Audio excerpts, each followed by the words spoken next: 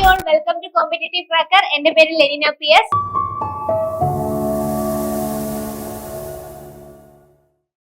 അപ്പൊ PSC പരീക്ഷകളിൽ chemistry പഠിക്കുന്ന സമയത്ത് ഫസ്റ്റ് പഠിച്ചിരിക്കേണ്ട ടോപ്പിക്കാണ് പദാർത്ഥത്തിന്റെ വിവിധ അവസ്ഥകൾ. അപ്പൊ പദാർത്ഥങ്ങളുടെ വിവിധ അവസ്ഥകൾ എന്ന് പറയുമ്പോൾ ഖരം, ദ്രാവകം, വാതകം, പ്ലാസ്മ ഇതുപോലുള്ള അവസ്ഥകളെ കുറിച്ചാണ് പഠിക്കുന്നത്. ഇപ്പൊ പ്രീവിയസ് ഇയർ ക്വസ്റ്റ്യൻ പേപ്പേഴ്സ് നോക്കിയാൽ തന്നെ അറിയാം, ധാരാളം ക്വസ്റ്റ്യൻ ഇത് റിലേറ്റഡ് ആയിട്ട്, ഈ ഒരു ടോപ്പിക് റിലേറ്റഡ് ആയിട്ട് ധാരാളം ക്വസ്റ്റ്യൻസ് ചോദിക്കാറുണ്ട്. അപ്പൊ ഈ ഒരു ക്ലാസ്സിൽ നമ്മൾ ഡിസ്കസ് ചെയ്യാൻ പോകുന്നത് പദാർത്ഥത്തിന്റെ അവസ്ഥകളെ കുറിച്ചാണ്. അത് റിലേറ്റഡ് വന്ന PSC ക്വസ്റ്റ്യൻസും നമ്മൾ ഇന്ന് ഡിസ്കസ് ചെയ്ത് പോകുന്നുണ്ട്. അപ്പൊ എല്ലാവരും കൃത്യമായിട്ട് ഫസ്റ്റ് മുതൽ ലാസ്റ്റ് വരെ വീഡിയോ കാണാൻ നോക്കാം. അപ്പൊ ഫസ്റ്റ് നമുക്കൊരു ക്വസ്റ്റ്യൻ നോക്കാം. ദ്രവ്യത്തിന്റെ 9ാമത്തെ അവസ്ഥ ഏത്? ദ്രവ്യത്തിന്റെ 9ാമത്തെ അവസ്ഥ. Option A quark gluon plasma, option B Rydberg, option C Jahn Teller metal, option D Bose Einstein condensate. ഏതാണ് 9ാമത്തെ അവസ്ഥ? ഓപ്ഷൻ സി ആണ് correct answer. Jahn Teller metal. Jahn Teller metal ആണ് ദ്രവ്യത്തിന്റെ 9ാമത്തെ അവസ്ഥയായി കണക്കാക്കുന്നത്. അപ്പൊ ദ്രവ്യത്തിന്റെ മറ്റ് അവസ്ഥകളെ കുറിച്ച് പറയുന്നതിന് മുന്നേ ഏതൊക്കെ അവസ്ഥകളാണ് നമുക്ക് പഠിക്കണം.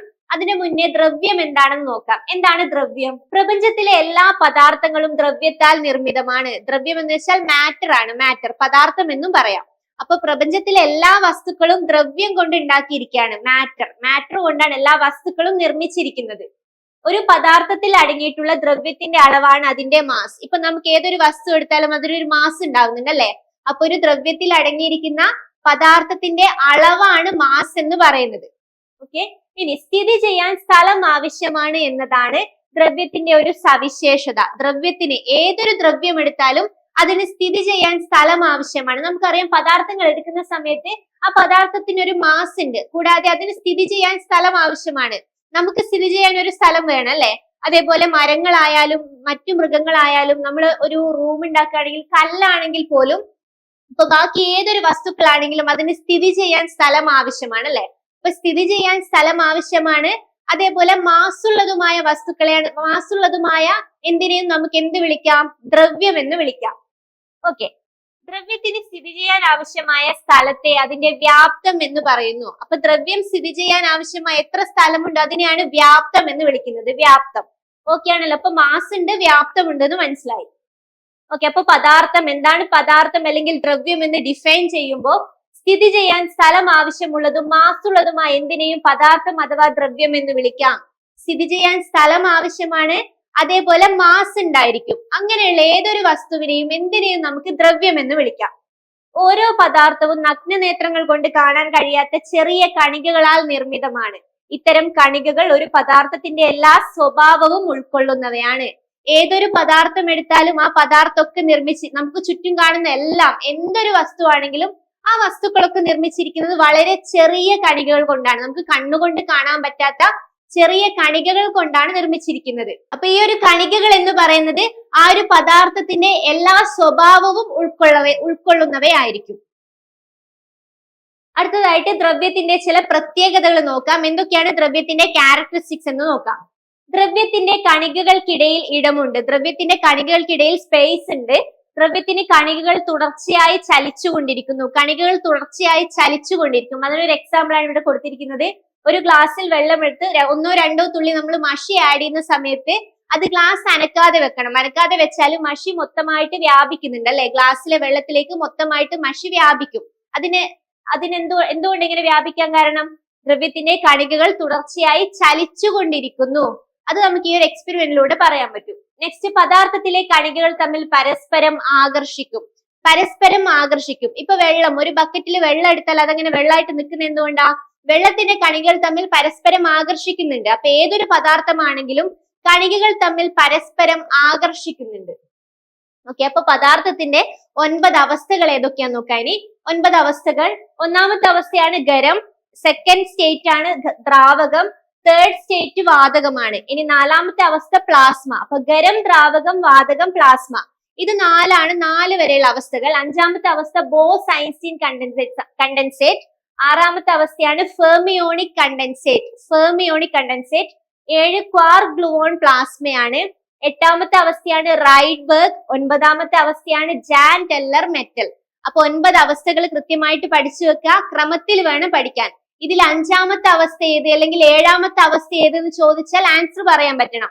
1ാമത്തെ അവസ്ഥ ഖരമാണ്, രണ്ടാമത്തെ അവസ്ഥ ദ്രാവകം, 3 വാതകം, 4 plasma, 5 boss Einstein condensate, 6 fermionic condensate.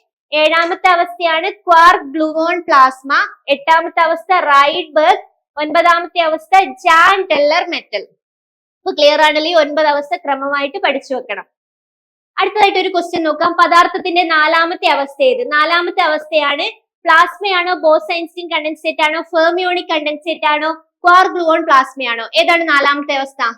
4ാമത്തെ അവസ്ഥ പ്ലാസ്മയാണ് അല്ലെ? പദാർത്ഥത്തിന്റെ 4ാമത്തെ അവസ്ഥ പ്ലാസ്മയാണ്. അപ്പൊ പ്ലാസ്മയെ കുറിച്ചുള്ള ചില ഇമ്പോർട്ടന്റ് ഫാക്ട്സ് നോക്കാം. പ്ലാസ്മ എന്ന് പറയുന്നത് ഉന്നതമായ താപനിലയിൽ കണികകൾ അയോണീകരിക്കപ്പെട്ട അവസ്ഥയിൽ നിൽക്കുന്ന പദാർത്ഥത്തിന്റെ അവസ്ഥയാണ് പ്ലാസ്മ.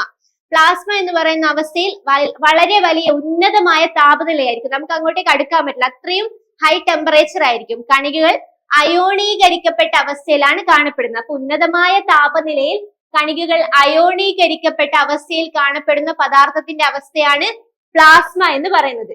പ്രപഞ്ചത്തിൽ ഏറ്റവും അധികം കാണപ്പെടുന്നത് പ്ലാസ്മാവസ്ഥയിലുള്ള ദ്രവ്യമാണ്. നമ്മൾ മൊത്തം പ്രപഞ്ചം എടുത്താൽ അതിൽ ഏറ്റവും അധികം പ്ലാസ്മാവസ്ഥയിലുള്ള ദ്രവ്യമാണ് കാണുന്നത്. കാരണം എന്താണ്? നമുക്കറിയാം നക്ഷത്രങ്ങളൊക്കെ കൂടുതലുണ്ടല്ലോ. ആകാശം നോക്കിയാൽ ഫുൾ നക്ഷത്രങ്ങളാണ്. അപ്പോൾ നക്ഷത്രങ്ങളും നെബുലകളും എല്ലാം പ്ലാസ്മാവസ്ഥയിലാണുള്ളത്. അതാണ് പ്രപഞ്ചത്തിൽ ഏറ്റവും കൂടുതൽ പ്ലാസ്മാവസ്ഥയാണെന്ന് പറയാൻ കാരണം. എല്ലാ നക്ഷത്രങ്ങളും നെബുലകളും പ്ലാസ്മാവസ്ഥയിലാണ് കാണപ്പെടുന്നത്.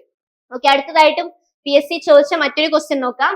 ദ്രവ്യത്തിന്റെ ഏത് അവസ്ഥയാണ് 2023 കണ്ടെത്തിയത്? ഇപ്പൊ റീസെന്റ് കണ്ടുപിടിച്ച ദ്രവ്യത്തിന്റെ അവസ്ഥയാണ് ബോസ് ഐൻസ്റ്റീൻ കണ്ടൻസേറ്റ് ആണോ, ഫെർമിയോണിക് കണ്ടൻസേറ്റ് ആണോ, ക്വാർക്ക് ഗ്ലൂവോൺ പ്ലാസ്മയാണോ, ചിറാൽ ബോസ് ലിക്വിഡ് സ്റ്റേറ്റ് ആണോ? ഏതായിരിക്കും? 2023 കണ്ടുപിടിച്ച ദ്രവ്യത്തിന്റെ അവസ്ഥയാണ് chiral Bose liquid state. Chiral Bose liquid state. അപ്പൊ ഇത്രയാണ് നമ്മളിപ്പോ പദാർത്ഥത്തിന്റെ വിവിധ അവസ്ഥകളെ കുറിച്ചാണ് പറഞ്ഞത്. PSC റിപ്പീറ്റഡ് ആയിട്ട് നമുക്ക് ക്വസ്റ്റ്യൻ വരാൻ ചാൻസ് ഉള്ള ഒരു ഭാഗമാണ് ഈ ഒരു പദാർത്ഥത്തിന്റെ വിവിധ അവസ്ഥകൾ എന്ന് പറയുന്നത്. അപ്പൊ കെമിസ്ട്രി പഠിച്ചിരിക്കുമ്പോൾ നിർബന്ധമായും പഠിച്ചിരിക്കേണ്ട ഏറ്റവും ഫസ്റ്റ് നമ്മൾ നോക്കുന്ന പാർട്ടാണ് പദാർത്ഥത്തിന്റെ വിവിധ അവസ്ഥകൾ. അതിൽ ഖരം, ദ്രാവകം, വാതകം, പ്ലാസ്മ എന്നീ 4 അവസ്ഥകളെ പറ്റി ഡീറ്റെയിൽ ആയിട്ട് നിങ്ങൾ അറിഞ്ഞിരിക്കണം. അപ്പൊ ഡീറ്റെയിൽ ആയിട്ട് ഖരത്തിന്റെ പ്രോപ്പർട്ടീസ്, ദ്രാവകത്തിന്റെ പ്രോപ്പർട്ടീസ്, വാതകത്തിന്റെ പ്രോപ്പർട്ടീസ്, അതുപോലെ പ്ലാസ്മയെ കുറിച്ച് നമ്മൾ ഡിസ്കസ് ചെയ്തു. ഇത് 4ഉം ഡീറ്റെയിൽ ആയിട്ട് നിങ്ങൾ അറിഞ്ഞിരിക്കണം. അപ്പോ നമുക്കറിയാം ഇനി നമുക്ക് മുന്നിൽ വരാനിരിക്കുന്ന മെയിൻ എക്സാം ആണ് കമ്പനി ബോർഡ് LGS പരീക്ഷ. അപ്പൊ ഈ LGS എക്സാം വരാനിരിക്കുന്നത് ജൂൺ ടു ഓഗസ്റ്റ് ആ ഒരു ടൈമിലായിരിക്കും. അപ്പൊ നമുക്ക് മുന്നിൽ ഇനി കൃത്യമായിട്ട് 6 മാസമാണുള്ളത്. ഈ ഒരു 6 മാസം കൃത്യമായ സ്റ്റഡി പ്ലാനോട് കൂടി നിങ്ങൾ പഠിക്കുകയാണെങ്കിൽ, കൃത്യമായ സ്ട്രാറ്റജീസോട് കൂടി പഠിച്ചാൽ കമ്പനി ബോർഡ് LGS എക്സാം നമുക്ക് ക്രാക്ക് ചെയ്യാൻ പറ്റും. CCയിൽ കമ്പനി ബോർഡ് LGS അതുപോലെയുള്ള PSC എക്സാംസിന് വേണ്ടി ഇവിടെ ബാച്ചുകൾ സ്റ്റാർട്ട് ചെയ്തിട്ടുണ്ട്. ഓൾറെഡി ക്ലാസ്സസ് ഒക്കെ സ്റ്റാർട്ട് ചെയ്തിട്ടുണ്ട്. അപ്പൊ പുതിയ ബാച്ചിലേക്ക് ജോയിൻ ചെയ്യാൻ താല്പര്യമുണ്ടെങ്കിൽ ഈ മുകളിൽ കാണുന്ന നമ്പറിലേക്ക് കോൺടാക്ട് ചെയ്യാവുന്നതാണ്. ഓക്കെ, അപ്പോൾ ഈ ഒരു വീഡിയോ ഇഷ്ടമായെങ്കിൽ ഷെയർ ചെയ്യാനും സബ്സ്ക്രൈബ് ചെയ്യാനും ലൈക്ക് ചെയ്യാനും മറക്കരുത്. താങ്ക്